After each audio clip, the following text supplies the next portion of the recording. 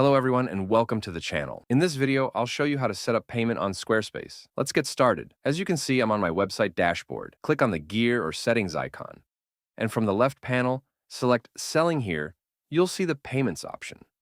Simply click on it, and this is how it will appear. You have three different ways to set up your payment options. For online payments, you can use Stripe or PayPal. For offline payments, there's a point of sale option, but it's available only for US citizens.